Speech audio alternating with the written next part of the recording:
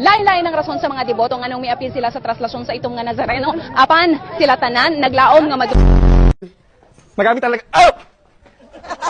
sinasakyan ng mga magbabarkada, magkakaanak, basa at nga ika nga. Pero yung new normal, hanggang 2 lang yung pwede. So, kung mag-isa ka lang, dapat nasa dulo ka at naka-face mask pa rin.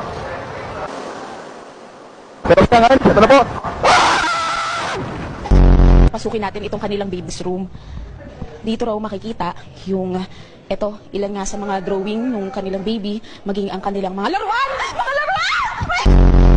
Sa kasalukuyan po, ayon sa Pag-asa, wala po silang namomonitor na sama ng loob o sama ng loob. Huwag po kayong manahimik o magdalawang isip. Kung may alam kayong katiwalian o reklamo, ipaalam ninyo sa sumbungan ng hatlo ng Igan pasado alas 8 ng tahimik na mag-disperse ang mga ralisa sa San Sebastian. Ngunit matapos ang ilang negosasyon, ito ay matapos na nag-disperse sila. Pagkatapos ito, hindi na sila nag-away. Nag-away sa simula. Pagkatapos ito ay nagkaroon sila ng pag-aaway na sa simula.